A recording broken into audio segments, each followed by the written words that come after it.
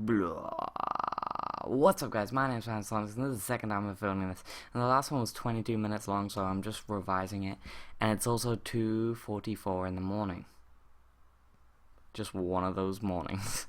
But I'm going to talk quickly about positioning. I'm going to talk as precisely as I can because the last one's nearly 25 minutes long, and I know that needs to be cut down, and it also got corrupted. I don't know. OBS is a dick. But I'm going to talk about positioning in 3 different elements, but very briefly. So, first element is in the laning phase. And in the laning phase, there's 2 types of positioning, or 2 primary types of positioning. Aggressive and passive. That's not a big deal. You probably know about these already. But aggressive positioning is where you stand in line with your melee minions as a good guide. And you basically just start to zone the enemy. And you start punishing them for coming close to CS. You know, you start jumping on them if you're melee, or start poking at them if you're ranged. My leg's uncomfortable. And just basically start punishing them and start bullying them because you know that you have a strong advantage over them. And when it comes to a full-on fight, you can win that fight, which is basically where aggressive positioning comes off. And defensive is where you're basically in line with your ranged minions or even under tower and stuck under tower. And that's where you know you can't win the fight. You know that if you go to CS, you're going to get jumped, and if you get jumped, you're going to die. And you don't want to do that, and you don't want to get punished for last hitting. So you basically just stay as far back as you can and last hit as efficiently as you can and pick up the creeps. And like, even if you can just pick up whatever CSs you can, just remember that if you're pushed to a defensive position, you're actually not at a disadvantage until you start falling behind in CS, which a lot of the time it's some people in low elos struggle to juggle the ability to harass and zone and last hit efficiently. So just there are basically the 2 basic types in lane. In mid-game teamfight sieges, there are 3 lines of positioning. You got the front line, which are your tanks, your Malphites, your Shens, your just pure tank initiators. And they're basically, their job in sieges and teamfights is to soak up any poke and then initiate onto, when they see an opportunity, on someone who's exposed or overextended, and basically just drag the attention of all, pull aggro from the enemy team onto himself, so he can survive as long as he can and let the others do damage, like unencumbered, undamaged by the enemy team. So basically his job is just to either chase the enemy AD carry by initiating through their team and getting them to peel, or if your team got initiated on, then peel for your AD carry, because you're probably not going to have the damage to solo take down the enemy AD carry. And so unless, that's where the mid-liner comes in. So the mid-liners are your semi-tank bruisers, or your assassins, like Aatrox or Lee Sin or J4 if you build some damage. Basically just kind of CC orientated, punchy people. Vi is also a very good one. I know that's not very CC orientated, but still. And their job is to almost always see the opportunity to jump on the enemy AD carry or the enemy AP carry and burst them down really fast, or basically just zone them away from the fight and make sure they can't bring any damage to the table unless they're on you, and they ultimately die anyway. So you start pushing them further and further away from the rest of their team, and eventually they die. And that's pretty much the job of the midliner. I mean, you just kind of sit there and wait for the opportune moment. You have to really, really wait for that opportune moment. Normally it's when they initiate after a little while, or when you initiate after a little while. Just make sure you don't die. And then just kill the enemy squishies. It's not that hard. And lastly is the AD carry and the support, and potentially the AP carry, who are the backliners.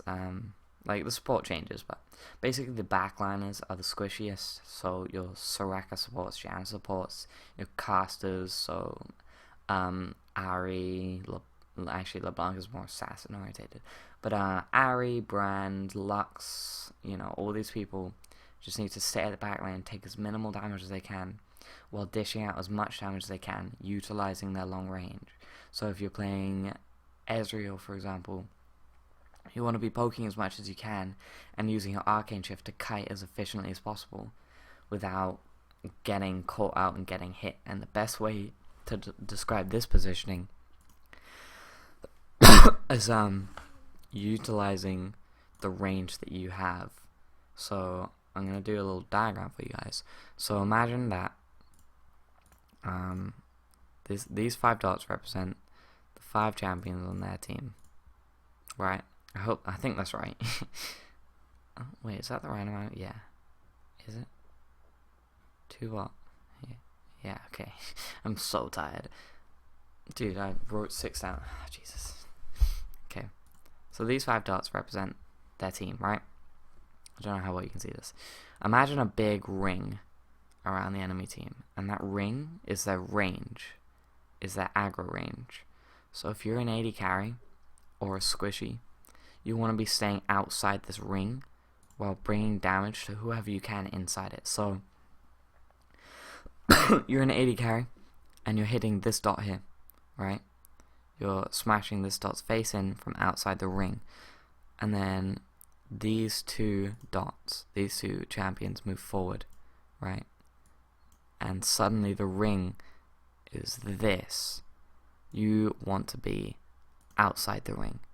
And this means you're probably going to get zoned a lot, but you just have to be consistently outside this ring. So just imagine that ring as much as you can and stay consistently outside this ring, and you will probably just never die. And when people say focus the AD carry to you and shit like that, just ignore them, because what you really want to be doing is hitting whoever you can hit, hitting these guys here, even if they're the full tanks. You still want to be hitting them because you have to be outside this ring. For AP carries, it's a little bit different. For AP carries, you want to be outside the ring, but around, if you have high burst, around on the back line, waiting for someone to step outside and into your ring, where you just blitz them to death and try and stay outside this ring anyway. If you're a support, you just want to stick near your AD carry. If you're not really getting peels from the rest of your team, so the mid and back line aren't peeling, you want to stick near your AD carry, so that they can try and kite the enemy tanks or the enemy mid lines who are trying to kill them. Especially if they have trouble kiting. So if it's a Kog'Maw, then you're definitely going to need to stick near them and peel with them. Basically, just use your CC to try and kite. And even if that means getting zoned way the fuck out, it's basically you and your AD carry against the rest of the team, like the rest of the fucking world. So you want to kite as efficiently as you can and help your AD carry stay alive and just stay outside this ring. That's the most important thing as a squishy, is that this is death ring. This is death area. This is murder zone, Murderville, murderation trifecta. I don't know. Basically, this ring, just stay out of it. Just stay out of the range, and don't let the ring form around you. So, new page. So if you are here, and well, if they form around you here, and you're standing here, then the ring will start to grow and to include you, and it'll start forming around you, and then it'll start looping around you, and you'll be stuck in this death ring, and you really don't want to be in that position. So you want to keep backing out and just keep a wary distance away and keep out of this ring. And that's probably the best I can do to explain it to you. But that's pretty much just for AD carries. AP carries kind of just want to see that crucial opportunity to burst down the enemy enemy AD carry, or potentially even the enemy AP carry.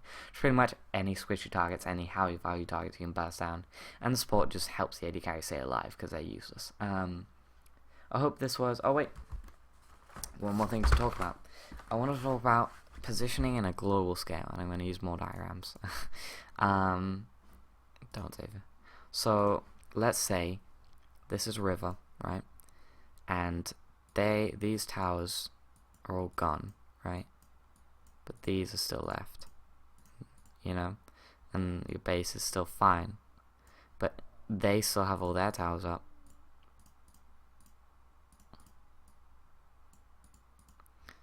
They still have all their towers up and stuff. And whereas they have good vision of your jungle, you don't have any wards. You don't know what's going on, and they're pushing, and they're slowly taking these towers, and they're slowly taking this tower, and they're pushing forward. and you start pushing the mid lane for no reason, you're out of position, mate. I want to talk about, like this positioning on global scale, and it's the same principle as the AD carry, but this applies to everyone. This is the death ring. This is the fucking murder zone, because you cannot see what's going on and you have no idea what's happening. So even if this means you're confined inside your base, that doesn't matter. You stay out of the death zone until you can be sure they're not going to take it. If they're going for objectives like Baron and you have a ward on Baron, then you can probably go for it if you see all 5 there and try and contest that. Or maybe even Dragon. But if you don't have any wards, you just stay the fuck out of the death zone and you wait for them to push towards you, and wait for them to make a mistake, and if you ace them, you can start pushing forward and taking some of these towers. But it's the same principle. So the death zone will spread with the more map pressure they have, and you want to position yourself so that you are just not in this death zone. And while it may feel like you can't do anything and that you're futile, you will have to just sit and farm minions from inside your base and just sit and take whatever objectives you can and just stick together and wait for the team fight, wait for them to siege and start taking too much poke and make a mistake, where you can counterattack and start taking towers, and that is how you win games where you're being dominated. But remember just to stay out of death zone. Death zones are bad. So that's the best I can do with positioning for you. Maybe this would be clear if it wasn't 3 in the morning, but you'll live. I hope it was quite explanatory in all the different forms of positioning. I hope you take this advice away with you and have fun on the Rift. I'll see you next time. Bye.